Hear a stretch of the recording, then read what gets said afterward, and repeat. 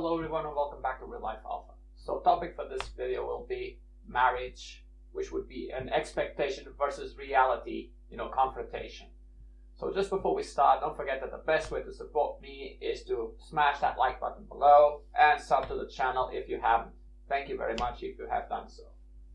Now onwards with the topic, I want to reflect on the concept of marriage and why it still happens, even though that, nowadays less of an extent in this modern day, and what are the expectations and the reality of things. So a quick definition on the matter. So I'm going to quote, so marriage is the legally or formally recognized union of two people as partners in a personal relationship, historically and in some jurisdictions specifically, a union between a man and a woman. Okay, so we know now exactly what marriage is on a definition basis. And I'm going to also admit that I've never, myself been married before, and honestly I don't even intend to. But I have spoken to people who have, and most of them they have admitted to me they're not very happy with their decision. However, I still ask them what led them to do so, and taking into consideration the modern statistics, do not advise it. So one of the reasons that people actually do it is to have a sense of security, as they claim. Now this is definitely a thing for women in a financial perspective. We do know that most women have, a terrible financial literacy. A man, by joining a woman in matrimony, also entails tying himself to her financial burdens, which could be things like as student loans, credit card debt, and overall bad spending habits. Now, this would be a man's case. His sense of security definitely shows that he's a blue pill simp, and he's terrified of his woman leaving him. And we should also notice that he very likely gets abused by the woman, whether it be, emotionally, sometimes even physically. And with this sense of security, he basically wants a guarantee that his life stays loyal and devoted to him, which is not always the case. And therefore, on this particular point, for me, there's no such thing as a sense of security for a man. I even regard marriage as a straitjacket or a locked cage for a man. Now, second point I want to emphasize would be the pressure and the social stigma applied on both. So for a woman, this would be her female friends getting married, and she experienced, the fear of missing out and the jealousy of, seeing her female peers, bonding, getting married and having children and all of that. And she obviously, like I said, she fears on missing out on those things. And as well could be the family members pressuring her and shaming her to do so. Okay, so now for the man, pretty much everything from the woman applies to him as well. And on top of it, stacked on top of it, would be the constant nagging and possible upholding sex from the woman to quote unquote put a ring on it. So it's very common for, couples who've been together for, many months, sometimes even years, like 1-2 years. The woman starts, apply some pressure for him, to put a ring on it, to tie him down. And the expectation for this is an improvement on the couple's lives. Now, third point, which follows what I just said, is a more active and thrilling sex life, and is yet another expectation, and also a myth that has been busted in the past. Statistics have proven otherwise. It is very common that the relationship gets stale and boring after the marriage event. And it is also very common for the woman to gain weight and lose attractiveness, since she already locked in the man into marriage. And she knows that the laws prevent the man to terminate the relationship and the marriage easily, so she knows she does not need to put so much effort than when they were dating. The man stops applying whatever game he had, or whatever he did to keep her on the hook, into wanting to marry him. He very likely does not date her anymore. He doesn't take her out for dinners. Basically they're just friends. And he doesn't challenge her, doesn't tease her, doesn't escalate things.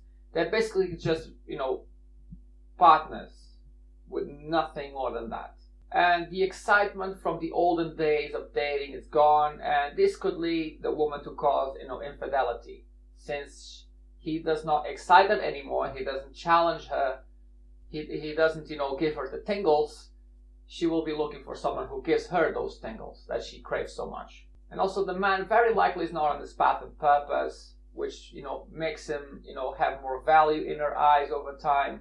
And it's also in that comfort zone of, he knows that he's married, and perhaps he thinks, I don't need to, work hard anymore, which is totally untrue. He loses his drive to succeed, which turns the woman off.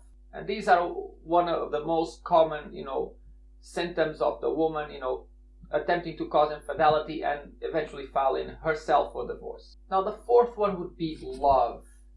And this love, that would be the Disney's, the Disney-like love that, that type of nonsense that society pushes. And this love that they advertise, this would be the unconditional love. Now the thing is, guys, that men, we don't get unconditional love. This is just reality, because there's mainly two types of love. There's the unconditional love, and there's the idealistical love. Now the thing is, we do not get this unconditional love. Women only love, unconditionally, their children or pets, people who she sees below them. But the thing is, since she marries us, she wants us to be superior to them. So the problem is that, since she loves us for what we can do, that's exactly that. That just ends there. And this is opposing to what society and the government is pushing, that we do actually get, this unconditional love, which is a lie. And it only realizes itself, it only becomes complete and official once the marriage is settled. And just to conclude this point, it makes absolutely no sense to force someone to sign a contract to prove their love. Now, following with this contract, the man cannot just dump his woman for another on the fly, contrary to dating. So into dating, if you have a girlfriend and she starts to, to really upset you, you can always show her the door. And if you're alpha, if you have options, another one should be, coming in. So basically, she's the one on the hook. She's the one who needs to be on her tippy toes to behave properly. And to the best of my knowledge, in the case of a divorce, the wife is entitled to half of the resources and assets because reasons, even if the husband is, the quote-unquote breadwinner most of the times. Now, and that is the thing, because women, they date up. They don't never date down. You never seen a female lawyer, marrying the KFC worker. If a woman, is a lawyer making $40K a year, she wants the CFO or the CEO who makes 80, perhaps even 100. She does not want the KFC worker or the waiter or the kitchen porter who earns, less than 25. And that is the concept of hypergamy. I would even deem, marriage futile, because if both people love each other so much, it makes no sense to sign a contract where, assets and financial issues are a problem. It makes no sense. And the thing is, yet another issue that I have is that marriage nowadays is cited way too much towards women. It's basically her celebration, her ceremony, and all the attention goes towards the woman. Now guys, I want to finish this video. I recommend men nowadays to heavily consider not getting married, just avoid it at all costs if possible. And that is for mainly two reasons. You give her way too much power to manipulate you, and also you just, throw away your ability to walk away if things go south. And by walking away, I say walking away without any repercussions.